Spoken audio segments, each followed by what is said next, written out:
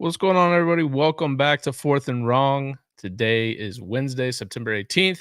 We are previewing Week 4 in college football. Chris,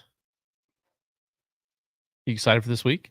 Some big games. I might make a semi-bold prediction on this show tonight. What's that? Well, I'm not going to spoil it. Got the full show to go. Just like on the show in general? Yeah. We are live on my Twitter, not yours, because you don't have why is mine not working? Are you not suspended anymore? No, I'm suspended. I just started a new one. It's under Vern Dumquist because I feel like that's fitting. The other account's not gone. I just don't remember. Like I'm hacked in my actual email that I set up specifically for that Twitter, which was stupid. So I don't really know how to figure it out. This is the thing that's fucked up about the Twitter issues. The most fucked up part. I didn't do anything bad this time. I'm just old apparently and got my email hacked. But I can't do premium, which is the only way we can go live from my account is if we have premium. I can't do that unless you have because I already have a premium account with the account that's shut down. But I also can't log into that account. So it's the whole thing. All right. Well, we're live from my Twitter. So maybe you go retweet my tweet. Just let people know we're live. Okay. You can tweet it from the Fourth and Wrong account. I think you should. Anyways, we are live on our YouTube as well, Fourth and Wrong. If you haven't gone there yet, please go like and subscribe. We have achieved one goal, which was over 500 subscribers on the YouTube. Now we're getting to have a 5,000 hours watched. I think since that update, we only need 2,000 hours watched. I don't know how that's possible, but there we are. I think it has something to do with some 2,000 or so live viewers we had on Sunday's show. Yeah, that was insane. What was that about? That was awesome. Considering right now we have 16, it's a big difference. Anyways. Yeah. Also, we had multiple people that reached out on Twitter for some reason. I don't know how they found me, but they reached out because they thought the show was canceled, and they just found it this week. We got a Utah fan. Okay. We have multiple other fans that reached out, and they were like, I think one person said, it's almost like you don't want people to listen, which is not the case. Are they saying we're bad at promoting the show? I think it's a mixture of things that are none your fault. I think it's all, again, I will say that the SDS stuff of having to rebrand the fucking pod every, 6 months, coinciding now with losing all these accounts, that's the issue. Okay. But, all right. What are you going to do? Before we get into it, don't forget, guys, this weekend, the Angry Fans hotline. Call us on the game day hotline. Leave us a voicemail, 770-674-8233. That is the number to call. Leave us your name. Leave us a brief 30-second to 1 minute voicemail, and we will play the best ones on air. So don't forget that. Chris, where do you want to start? Why don't we go around just like college football in general? There's one thing that we did not talk about last week that I wanted to talk about. But now that I have to be abreast, for not lack of better words, but I don't know if there is a better word, about everything that's going on in college football, which I probably should have been doing at my old job too. But just around the SEC and around the country of things that are going on that you may have missed this week. We didn't talk about this on Sunday. Okay, I missed this. So after, Colorado State's quarterback and head coach, honestly, last year it was I felt like that was a fun hate watch because you wanted Colorado to lose. They ended up coming back from a huge deficit.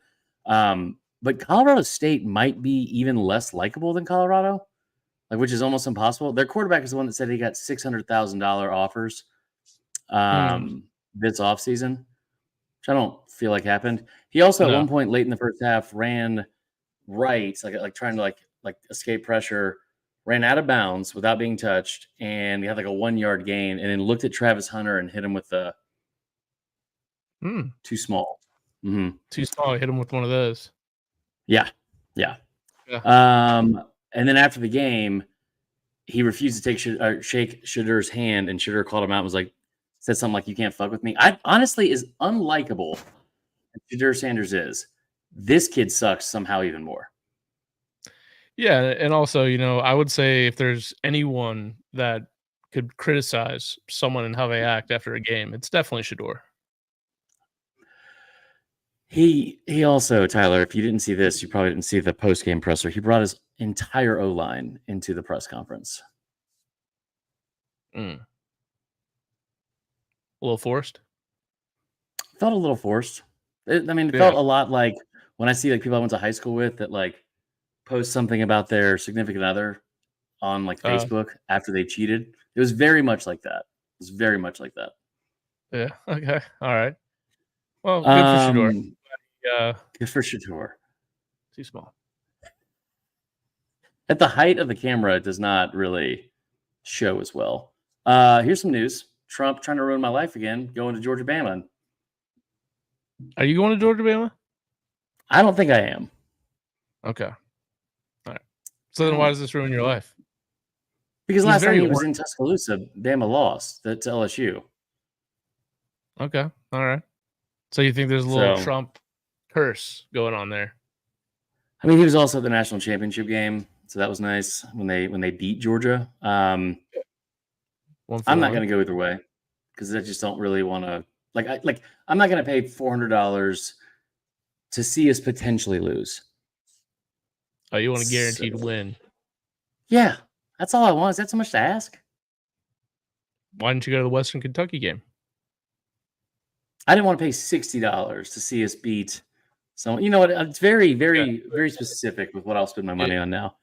Thread the needle. So it's like a Mississippi State. How bad are they? They might be worse than Western Kentucky, to be honest. Yeah, it's honestly not a bad take. Also, it begs the question, we don't have to answer it right now, but I would love to hear in the comments so I don't get in trouble for it and Tyler doesn't as well. If there was a game that you would see Biden or Kamala go to, what would it be? I definitely don't think it would be football at all. Yeah, that's fair. That's very fair. Like tennis, like a mid-major down in like Cincinnati. Why'd you say down in Cincinnati when we're both in Atlanta? I was thinking Miami, but I was going to say like a Miami, but then it's like, I don't think Miami's too big. I think they want to go real small. Yeah, that's fair. That's fair. I would love to see Joe pop out at a UD game, like a Delaware game. That's a fun atmosphere. I feel like the old Trumpster just loves him some sports, man. He'll go to the championship game. He'll go to every UFC fight. Kind of dig that, to be honest. That's fair. We're not going to get too much into politics. We're just going to think, we'll get, you know what, as October hits, we'll just make sure that every single chance we get, we will talk about politics. Just like, dude, that's the one thing that sucks right now, too. I forgot how this is in an election year. I know social media is bad, but every fucking time I turn the channel or every time there's a commercial break, it's a political ad, which just fucking blows. I'll tell you, one person who's very bummed out about missing this game because Trump's going to be there, Tate Ratledge. I don't know his political affiliations. I'm just going by the haircut. Figure maybe he's a Trump guy. Either way, it doesn't matter who you vote for. We love you either way. We'll find other reasons to hate you, mainly like on who you pull for in college football. It's like if you're a Big Ten guy, if you're like specifically a Big Ten homer, that's a problem for me. Anyway, yeah, Tate Ratledge out. He had surgery on his ankle. He's got it's not a season-ending injury, but I think he did have they said a strained or a sprained, I don't really know the difference, MCL, and then something wrong with his ankle. I'm assuming if he had surgery today and he's coming back in a couple weeks, then it's probably that, like, the tightrope surgery that Tua had a couple of years back, and you see guys that can come back from it like 3 weeks later. But the game's next weekend, so. Right. He's out for that game. That sucks. But he'll be back for the gauntlet they have to go through after that. Carson Beck. Why did you smirk when you said that sucks? I hope he's fine. I hope he's fine. I hope on September 29th, he is healed magically. Yeah. That's all I have to say about that. Carson Beck also sprained AC joint, but it's also a non-throwing arm, so that's fine. How about less sad injury news and more fun? Tennessee NIL ticket gouging. You see this? So I saw that they were raising the prices of their tickets. I don't know how. I didn't see how significantly to help basically fund the NIL funds. I mean, I don't even think it's like a bad idea. It's not starting until next year, but it's like they're adding, I want to say it's a 10% ticket or talent fee is what it's called. And it'll be included in the tickets. The tickets across the board for Tennessee are already going up 4.5% next year. I didn't know this, but I think 16 out of their 17, or might have been every single one of their sanctioned NCAA sanctioned sports made the postseason this year. Like they had a really good year. I think it's a big year to take advantage of what you can as far as, people put money into this program right now because they seem to be clicking on all cylinders. We will preview the game here in a bit. But calling it a talent fee is super. I feel like that's super weird. I don't think it's even a bad thing. It feels like they're out ahead of yet another NIL related, I don't know, issue. Like you might see this like added on to a lot of other people. And I don't think it's like a ticket amount or an amount that is like crazy, egregiously high that's going to like sway people from buying tickets anyway. It's also, though, it is for single game tickets and season tickets. So it's like you can't escape it. The talent fee is weird. If it's like a talent fee for NIL, why don't you just call it like an NIL fee? Yeah. Talent fee seems dirty, weird. I don't know. Come on and see the talent. Dirty and weird. We got to talk. Oh, speaking of what? I felt genuinely bad for Peyton Thorne. This is like the bad side of NIL stuff. And shame on Auburn for not helping this kid out. But Peyton Thorne had to throw out a scheduled post for social media. Mm-hmm. Did you see this? It is like, so he has to do it every single week. And it's for like Auburn's NIL collective called On to Victory. And so he posted it like Tuesday night at like 11:20 p.m. And the optics of it, considering everything that's happened to him on the field, look way worse. But again, it's like a contractual obligation. So he has to post this thing that's like, hey, like, support me. And it says literally in giant bold letters, support me. And then like this copy that's like, Auburn fam, make sure you're able to send me, like if you want to support your favorite players, blah, blah, blah, you can send me such and such through NIL. And it's like having to post that without them changing the copy after he was benched sucks. Yeah, that's a tough one. I did not see that. Support me? Just in big block letters? Yeah, we've all thought that before. Auburn made him post it. I feel like you kind of look at it like you know how sometimes when you're driving through Atlanta and you pull up to like a red light and then there's like a homeless guy there that's like has a sign that's like, please support me. And you just like don't want to look because you feel bad, but you're like, if I look at him, then I'm gonna he's gonna approach me. I don't want him to approach the car. This is how I feel about looking at Peyton Thorne now. Yeah, just don't look at. Lock the doors, stare ahead, turn the radio up. And I'll tell you another thing. Hot take, Tyler. I don't ever roll my window down for safety reasons, but also I'm not going to be giving homeless people my extra money when I know they're going to spend it on something that I wouldn't approve of. And I'm not even talking about drugs or booze. I would probably approve of those things considering their living conditions. Don't be spending all your money on these fucking Crayola markers and then throwing up, these signs like no one believes you're a vet. No one believes it. Spend it wisely. If you are a vet, kind of fucked up. Service. Shit. This is just there's one more I'm missing. Oh, and you're gonna like it. Okay, I saw this in the notes, but I haven't seen the odds. I'm guessing Kiffin is number one on the odds here. Second. Napier's replacement. Behind Jamie Chadwell. Jamie Chadwell, okay. At Liberty. This is via Bet Online. They also have this for your boy Mike Norvell. Who was that? I don't know. I didn't open it up yet. Oh, okay. He's not gonna get No, and I'm sure it's the same names. But it says Jamie Chadwell plus 400, Lane Kiffin plus 500, Deion Sanders plus 6, Eli Drinkwitz plus 7, Brent Key plus 8, Brian Schottenheimer. I would love for Florida to hire Brian Schottenheimer as their head coach. That would go over well. Who is Brian Schottenheimer? of the Schottenheimer family, football family. That's like but like where is he at now? Wasn't he like the OC at Georgia for a second? Maybe, yeah, a couple, yeah. Wait, did you say someone in the chat said no way Shane Beamer's on that list? Did you say Shane Beamer? No. Okay. All right, I was about to say. So good point, William Gray. He is not on that list. Like, what has Deion done to be third on that list? He should take it. Well, yeah, absolutely. I mean, 1,000% he should take it. He would get an instant raise. I'd probably double what he's making now. And dude, this thing's not going to keep going well. Like he's not going to keep getting kids to go to Colorado. I don't think he's like that Juju Lewis kid. Like that would have been a big get for him if he would have somehow swayed him. There's rumors he might go to Indiana now. What? Oh yeah, like Juju Lewis? Good sources saying that. Mm-hmm. Okay. Here's the one that I think that should be, in my opinion, this should be a viable option if you're Florida. Lean into it. Go get Glenn Schumann.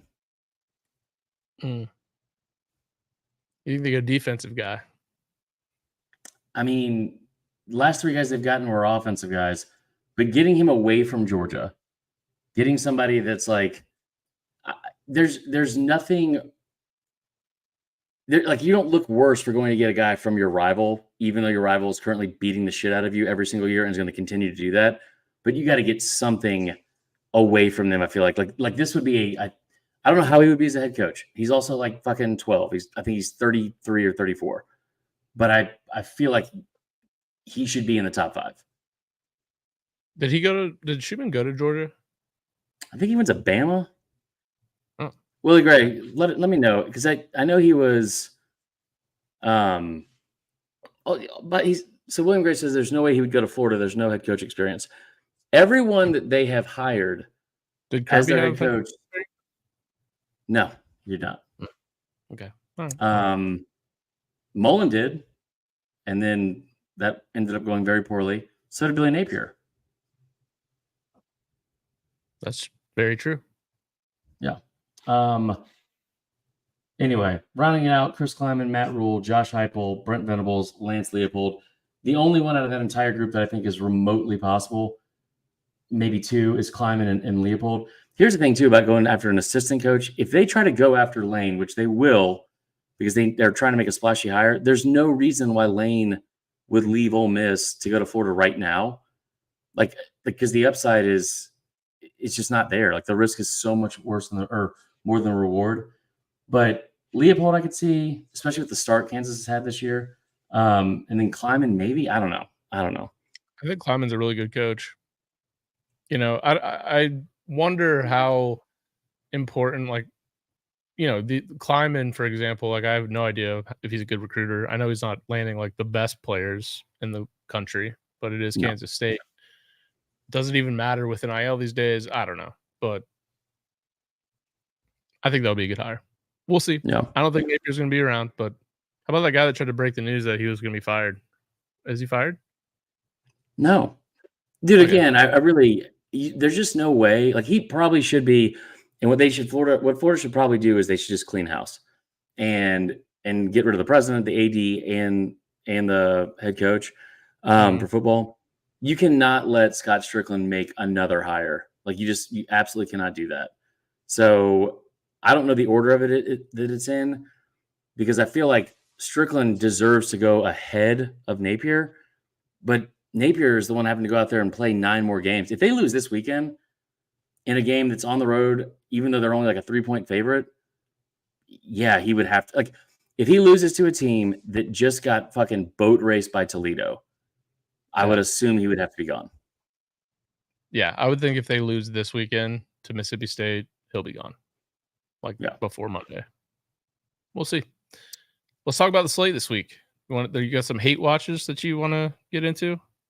We can get into that to the end. Let's get into like the actual games themselves. Like, you want to just start with here, the biggest one? Oh, okay. Let's do it. 7:30 ABC game. Number 6 Tennessee at number 15 Oklahoma, both undefeated. Oklahoma currently a 7-point underdog at home. Total 58.5. So a lot of talk about this is Tennessee's first real test, and it's a big one. First real road game of the year. First real road game for Nico. Night game in Norman. What do you think about this game? Because I'll give you my opinion. Maybe shocking. Maybe not. Well, then you start because I'm still trying to add one thing up real quick. All right. So Jackson Arnold has been okay. He hasn't really gone down the field that much this year. I want to say he leads the team in rushing as well. So probably not a great sign if your running backs, like your quarterback, is leading the team. He went for 97 yards on the ground against Tulane last week. So something to watch for Tennessee. Deion Burks has kind of been the go-to receiver. 22 catches in his first 3 games. Pretty good. 3 touchdowns. But I'm looking at Tennessee's defense slowing down this somewhat okay attack by Oklahoma. Oklahoma's given up 3 sacks in each game this year, and they faced Temple, Houston, and Tulane.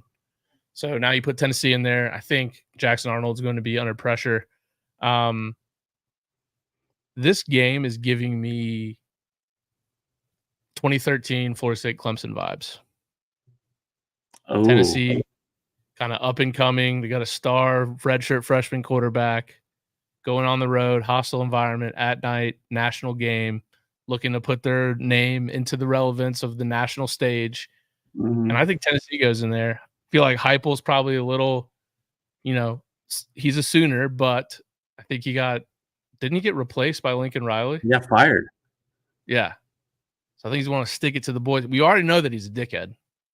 Yeah, that's for fucking certain. Love Nico. Love Dylan Sampson.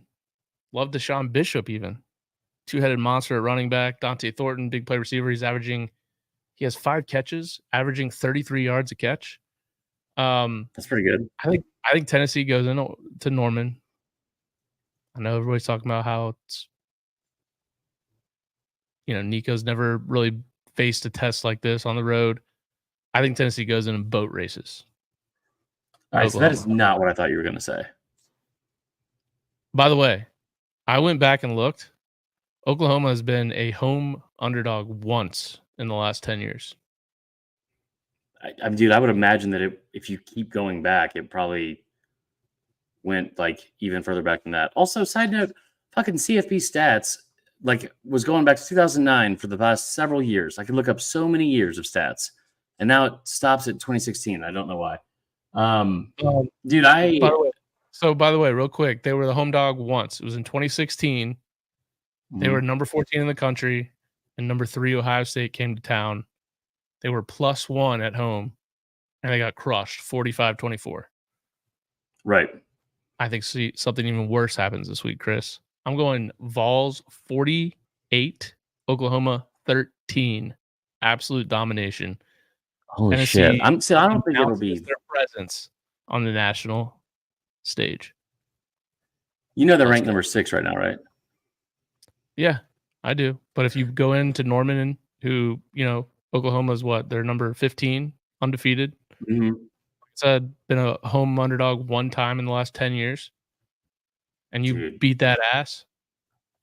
Because let's be honest, I think right now the thought is Georgia, Texas, Ohio State probably look better than the rest of the country. Tennessee looked great, but they've played an NC State team who's not very good and 2 walkovers. This is their first real test. I think they pass it with flying colors, and people start to recognize them as a real threat. I'm adding up right now, and they've got 5 total losses in the last 8 years at home. I thought you were going to surprise everyone by saying that Oklahoma was going to win, because I'm with you. I think that Tennessee is the much better team. The thing with Oklahoma is this: they had to replace all 5 offensive linemen from last year's team. They've already got 3 guys that have been injured. The center is out for the year. They cannot run the football. Like you brought that up with with what's his name? Javonte Barnes. Jackson Arnold being like the number one, like the leading rusher on the team. The defense has been okay, but like, dude, you look at the games they've had so far. The Houston game was insane to me. They crushed Temple, but again, they had 6 turnovers that they got in that Temple game. And Jackson Arnold wasn't great then. And then Houston 16-12. All these games are at home. Houston, keep in mind, is one of the worst Power 4 teams. They put up 249 total offensive yards against Houston. That's insane.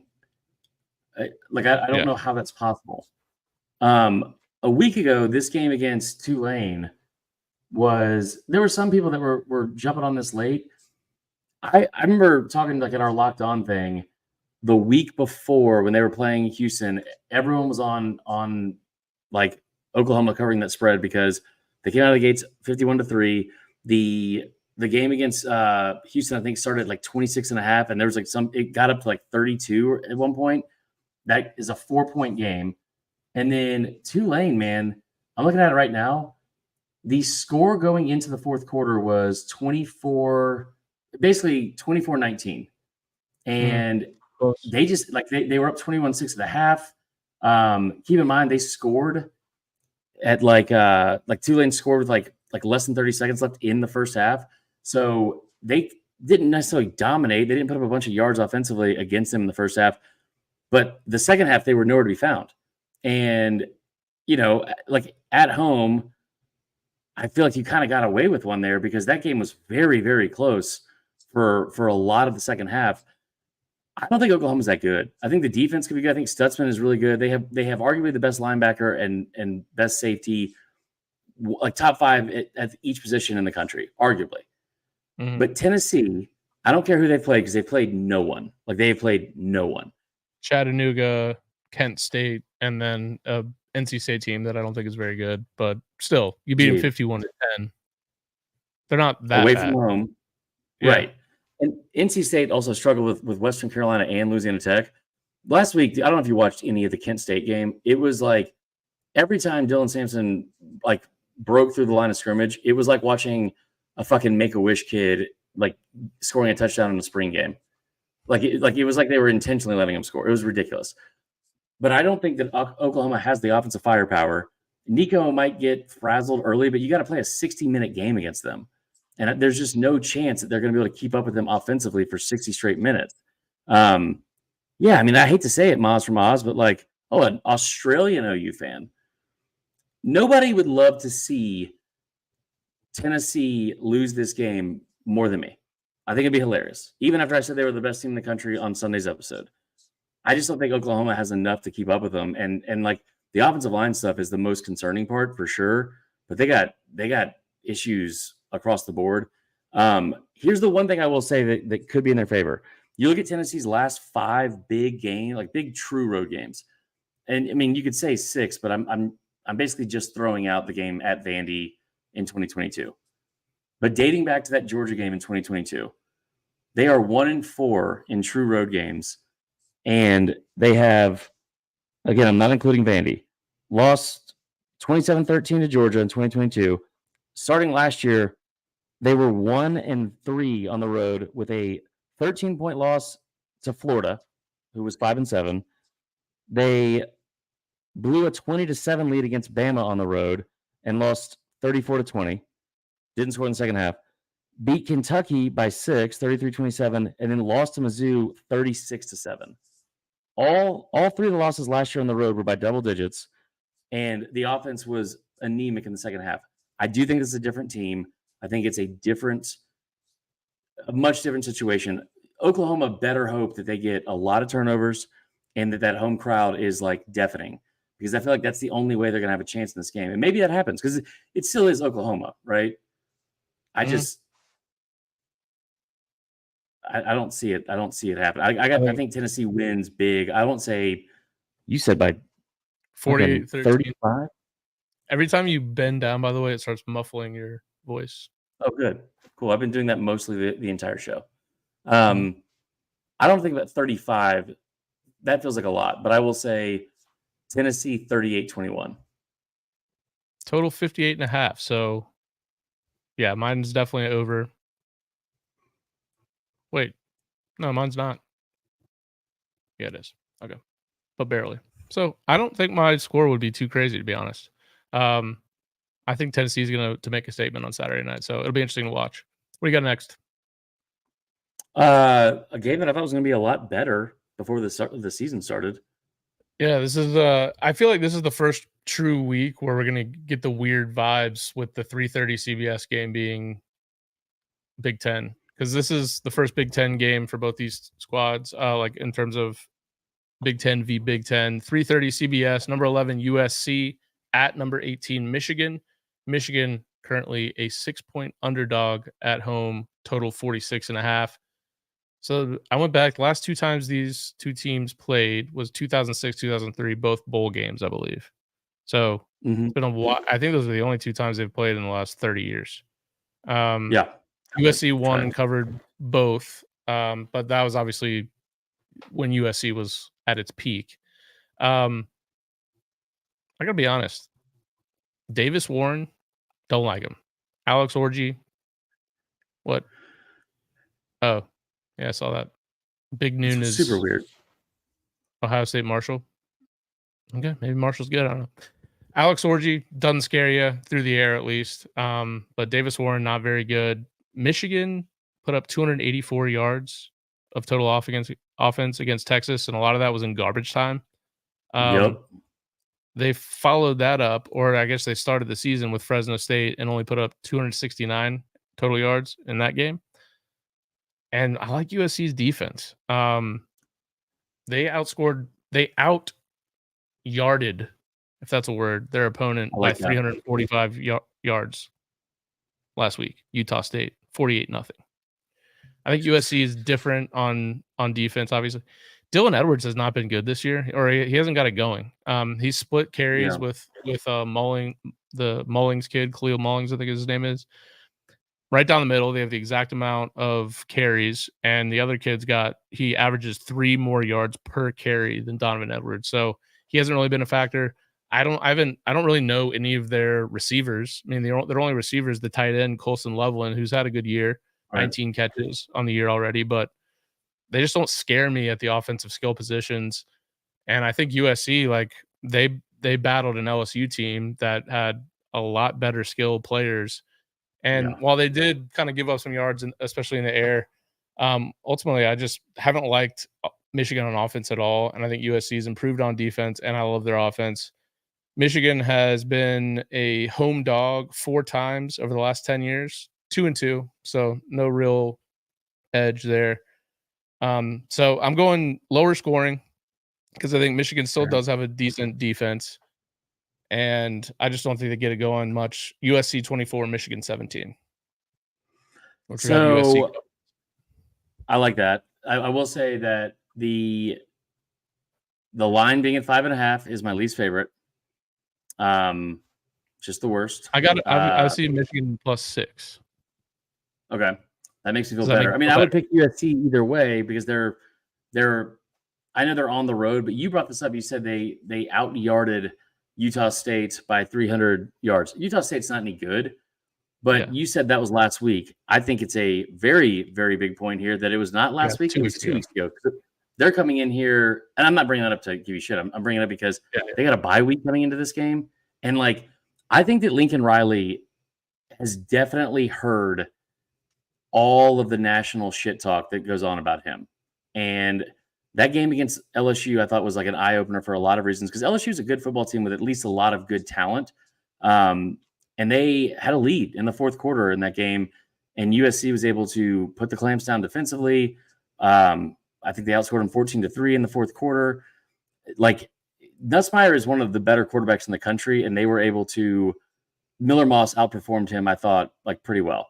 Now, Michigan's defense, you would think, should be better than LSU's, but by how much? The problem with Michigan is they just don't have any firepower, to pull away from anyone. That Fresno State game, it was 30-10 final. It was close in the fourth quarter with Fresno State driving before the pick six. The Texas game was never close, and then and could have been a lot worse, by the way. And then last week they play Arkansas State and it's 28-18. Like I don't even know how that's possible. So, I don't like Michigan. I think it'll be interesting to see what kind of what's the word I'm looking for here? What kind of pressure that Alex Orji can put on defense, because they would have to, like, the fact that he hasn't played in 3 games, or he's played sparingly, considering what they've put out there, is awful. Like, the only reason that he's starting this game really is because against Arkansas State, what's his name? Davis Warren. Fucking awful. Just that kid was born with a fucking like blazer out of the womb. And the fact that he was like 11 of 14 last week.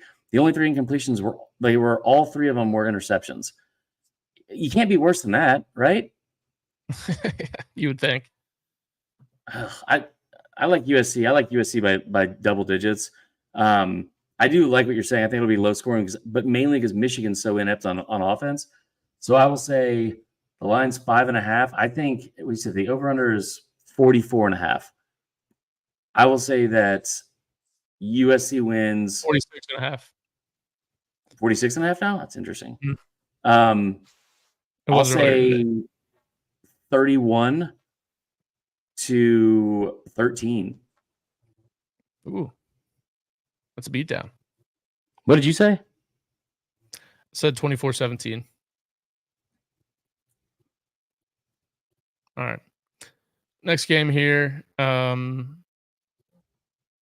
You're going to watch this game? No chance. Okay. Arkansas at Auburn. It's 3:30 on ESPN. Both teams 2-1. Auburn, as of today, 4-point favorite. Total 58. What do you think? So this is the first time I've heard what the over-under was. I've been saying all week, whatever it is, hammer it. Like, hammer the over in this game. This is the drunkest game in the SEC, I feel like, every single year. Same. And if you've watched Arkansas play at all, my God. Drunk. Yes. And like, Taylor Green is really good. Like, like, he's very, very good. And I think he's talented enough to go out and win games that Arkansas probably shouldn't. But they are very undisciplined. They make a ton of mental errors and self-inflicted mistakes. I like Auburn to win. I think this is going to be a really, really good game, like very high scoring. The one thing I think Arkansas, it'll be interesting to see from their defensive standpoint, is Landon Jackson, that like Charlie Villanueva lookalike off the edge. He's like 6'7", like he could be a first round pick. He's had a really slow start, but he's going to be going up against an offensive line that's pretty bad. I like Arkansas has players, and I think that they will be able to, even against CJ Durkin, I think they will be able to scheme people open. And Taylor Green also is so good with his legs. He extends the play and can make things happen out of the pocket. So I expect this to be like a very high scoring game. Both quarterbacks putting up really, really good numbers. It might also be something stupid where you see, like, I don't know, something over 5 to 6 total turnovers between them. Like, I could easily see that happening. But I will take Auburn to win. I think the final score, I'm going to say 35-33. Okay. By the way, this game has only gone under once in the last 10 years. Feels like a lot. The last 2 times this game has been played at Auburn, Arkansas has covered the spread. Hank Brown, talk of the town, new starter at Auburn, 17 for 25, 235 yards, 4 touchdowns against New Mexico. All right, Hank Brown in the house. Here's the problem, though. New Mexico had 450 yards of offense against Auburn last week. They gave up 6 yards per carry. Jaquindon Jackson on Arkansas is averaging 8.4 yards per carry with 6 touchdowns on the year. Taylor Green. Stat of the week. Yeah. Taylor Green, also 41 carries for 245 yards. It's 6 yards a clip, another 4 touchdowns. I thought Arkansas was the better team against Oklahoma State in Stillwater. They held Ollie Gordon and the running game for Oklahoma State to 2.3 yards per carry. They outgained Oklahoma State 648 yards to 385, and they still somehow lost that game. Right. Now that could tell you, hey, maybe they just don't have their shit together, but I think they learned from that. I think they go into Auburn and get the upset outright. Very similar score to yours, just flipped. Arkansas 35, Auburn 30.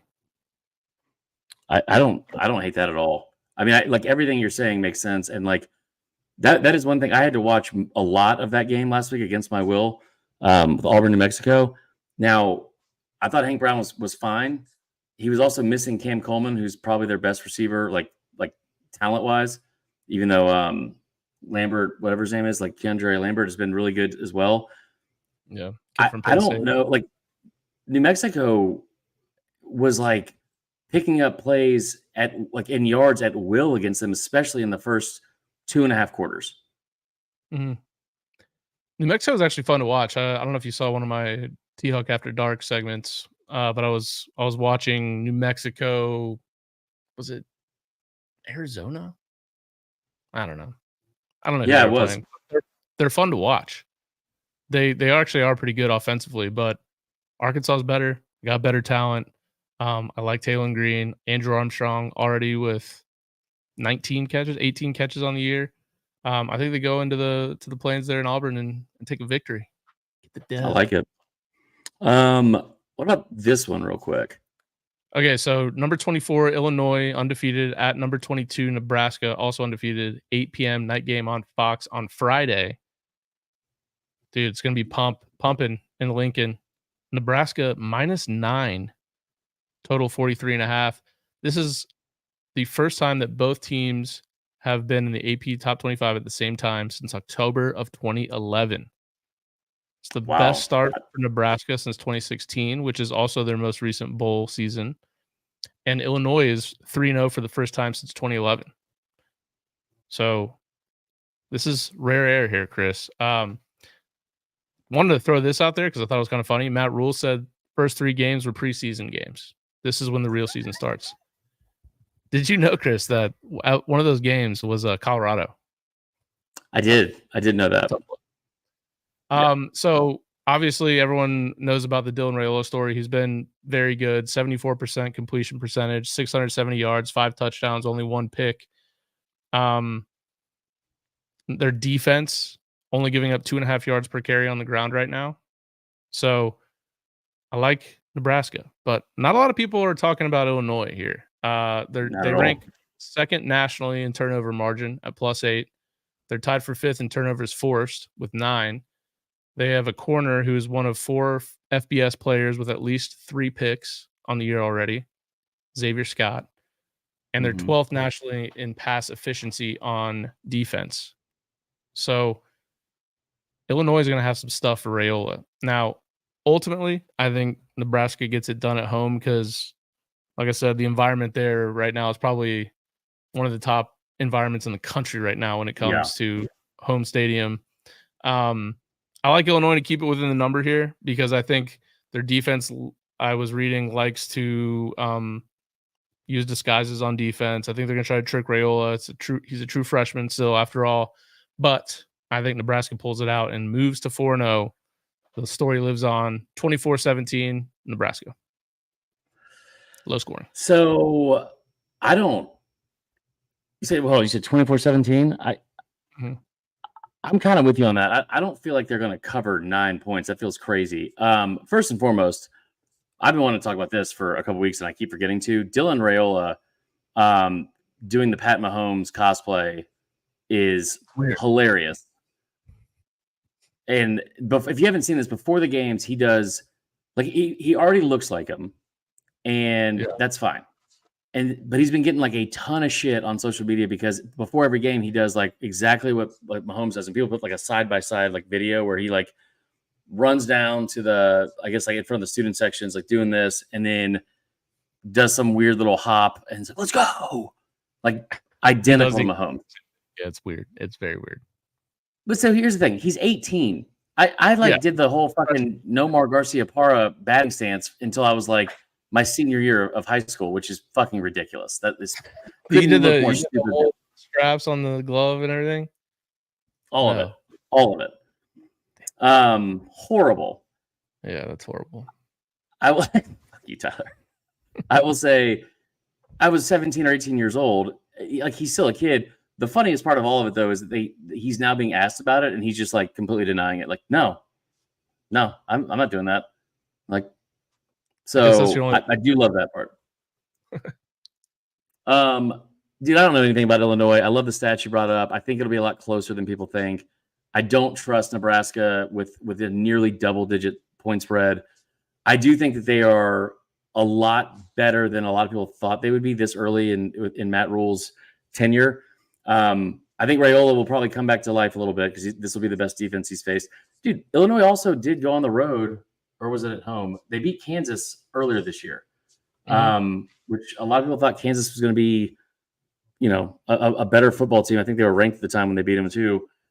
But they are going on the road, and they have struggled a little bit on the road over the last couple of years. I think Nebraska wins. I think it's closer than people think. I think this is like an ugly, ugly game. But it's also on Friday night, which is like a fun Friday night game. Love the fact they're both ranked. You also could have told me first time they've both been ranked since like 1963. I would have believed it. Yeah, and same.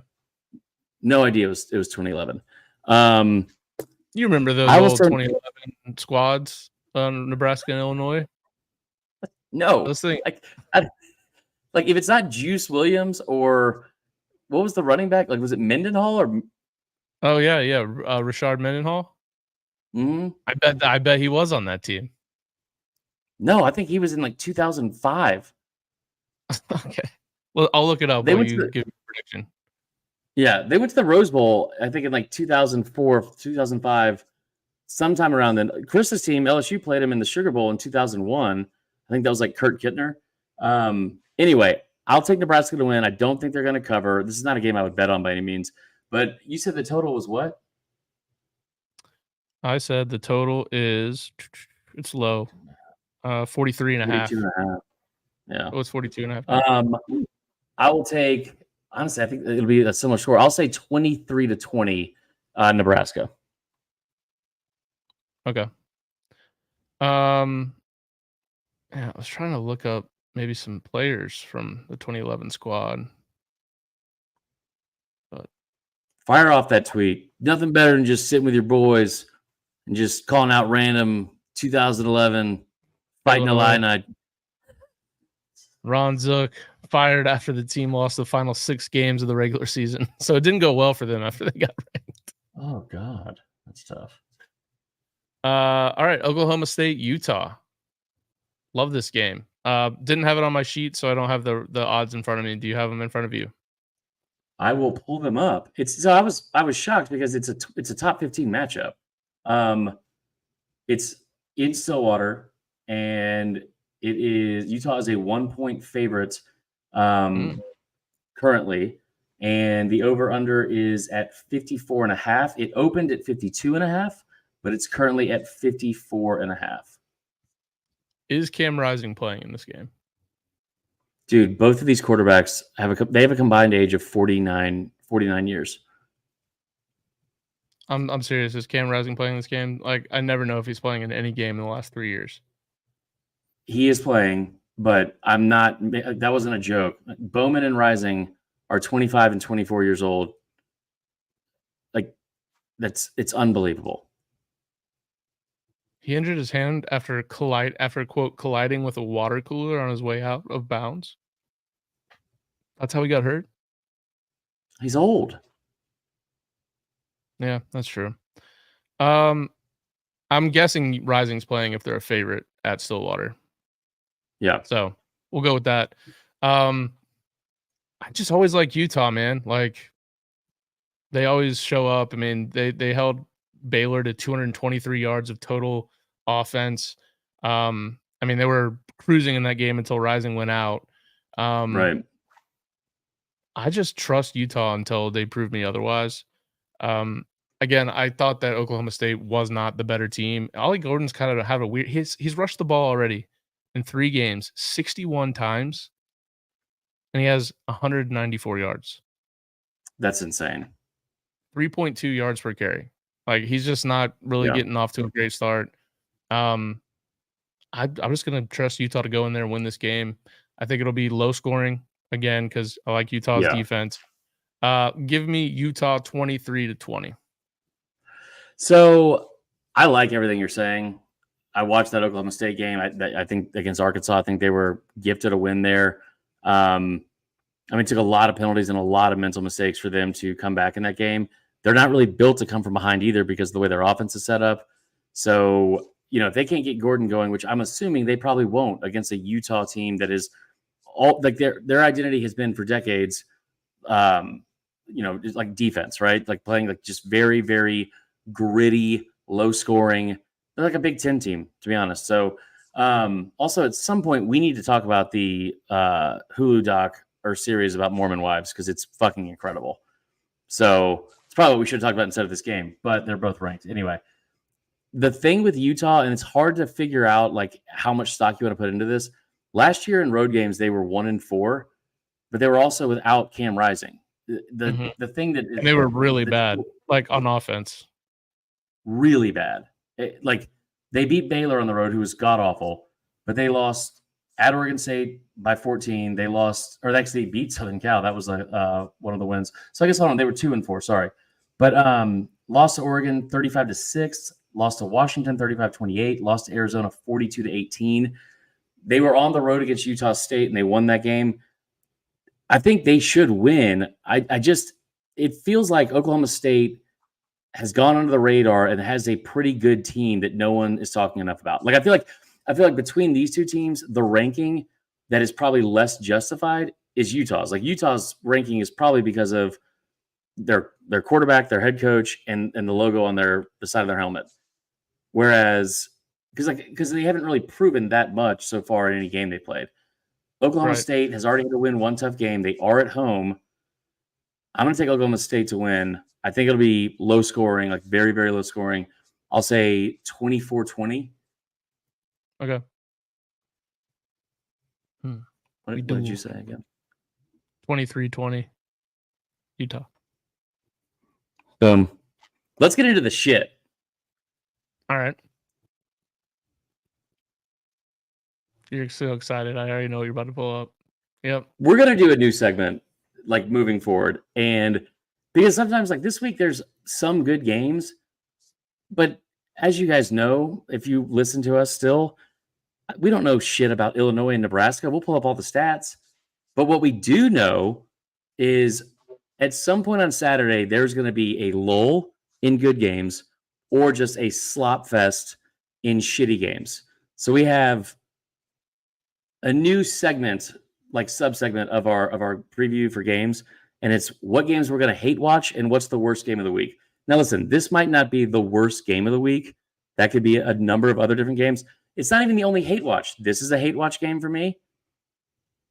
Clemson versus NC State. Yeah.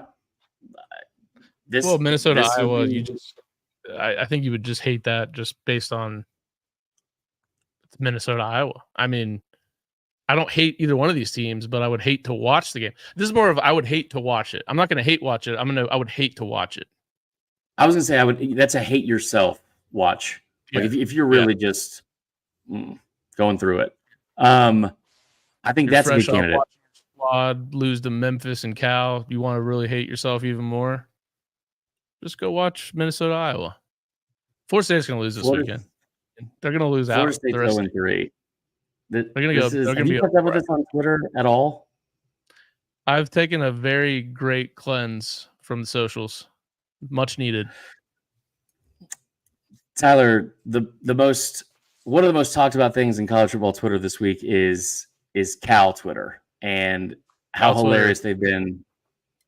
It's a thing. The Calgorithm. Yep. No, I did slightly hear about that. I didn't realize that Florida State is at home again. They're 0-3. Cal is 3-0. And I think they had a come from behind win last week. It was very awkward. Speaking of hate watch. Yep. Give me your take on this game. Or if you want to talk about one of the other hate watches. We don't have to talk about this. Florida State's going to lose this game. They're going to go to 0-4. There's a lot of problems going on right now. I don't think they're getting fixed anytime soon. Go to the next game, please. God, don't let me talk about it. All right, fine. Just two unlikable teams and coaches. Like NC State is so fucking. NC State is the A&M of the rest of college football. Like every year we talk about this. I feel like if you're not like a big ACC guy, you don't probably know that much about NC State. They're usually fairly relevant, but like if you've never listened to their head coach, Dave Doran, he's just the smuggest. I mean, he might be more smug than Dabo, to be honest. Dabo's worse. Like just a worse.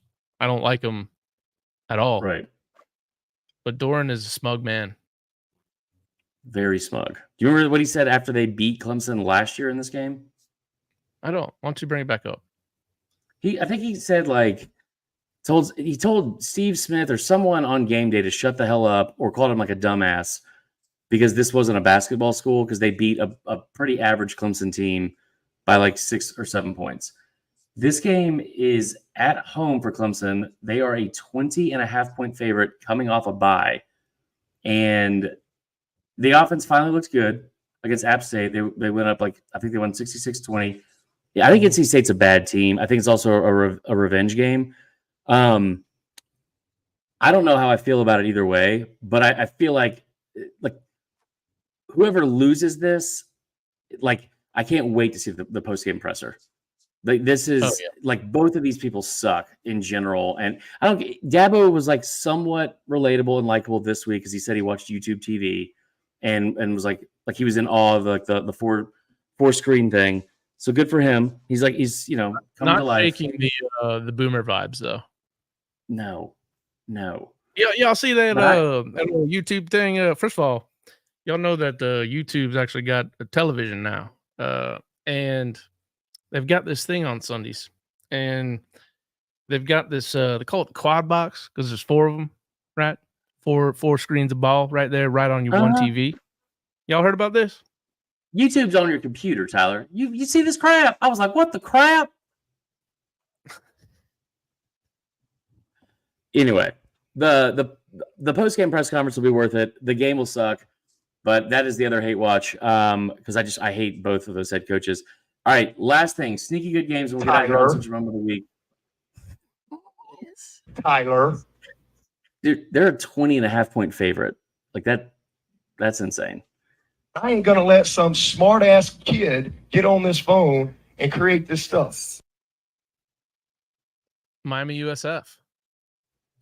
Is this a hate watch? You didn't label it on the screen here as a hate watch. I don't know why it's even in here, to be honest. I think it could be a sneaky good game. There's this one and BYU, Kansas State, I think are both sneaky good games. But we'll just do this one because I feel like USF could be the second best team in the state of Florida. They're only I want to say it was a 16.5-point underdog in this game. Your thoughts and opinions I think USF is battling UCF for second place, and then the next one's third. I would love to see USF come out and make this a game. I mean, it's at USF. Miami just does these weird things where they just play they were on the road at App State a couple of years ago. Okay, why are you guys doing that? Right. But yeah, on the road at USF, there's going to be a lot of fake Miami fans there, a lot of real USF fans, and they are the realest probably. They're anything like a lot of people from Tampa. Anyways, I would love to see this be a game. I would love for the Miami hype train to slow down a bit, please. Come on, USF. Do us a favor. You played Bama close. Maybe do the same for Miami. Yeah, I don't know. Or win. I don't really know what to expect here. What's the spread again? 16.5. Yeah. I don't know, man. Miami looks pretty good. I hate to admit it. They are pretty good. All right, let's move on to the last thing. You can take this one away. Uncensored moment of the week. Tampering in the portal. Tampering in the portal. This comes up time and time again. You've got South Alabama, right? Their head coach came out. Or who did y'all steal the kicker from? Miami of Ohio. Miami of Ohio, yeah. There's a lot of tampering going on in the portal these days. And the audacity of the Marshall coach to come out this week. You know, Marshall plays. It's the big noon game, Chris. Ohio State Marshall. That's insane. And my man had so much confidence that he came out during his press conference and actively started recruiting players on Ohio State's roster, enticing them with NIL deals. I just want you to hear this because it's disgusting. It's fucking awesome. Would love to have some of those guys from Ohio State too. So if they want to transfer on down, we've got a Tudor's biscuit NIL, all you can eat. So if any of those guys that run really, really fast at Ohio State like Tudor's biscuits, I promise you, all you can eat all day if you transfer here. So, but yeah, to have some of those guys from Ohio State too. So if they want, love that. That's an incredible. Yeah, he was just so confident that he's like, I'm not gonna get in trouble for this. I mean, it's just obviously a joke, so I'm just gonna talk about having these guys transfer down. No, it's funny, man. He's a good coach. Charles Huff he was a Bama coach, right? He was. I thought that was pretty funny. Uncensored moment of the week, tampering biscuits. All right, we'll close this out, dude. Make sure you guys call the hotline. Yeah, Angry Fans Hotline. It is now open. So if you want to start calling in before the week starts, give us your predictions. Maybe give your best bets of the week. Call us, obviously, on Saturday. Some of you all been calling on Sunday on the way to church and trying to repent for your sins. Don't do that. Call on Sunday morning, like between the hours of 1 and 3 a.m. is what we want. Yeah, ideally. So 770-674-8233. For Chris, I'm Tyler. Thanks for tuning in. Good luck to your teams. I'm looking to be 0-4 this weekend, boys. Yeah. Goodbye.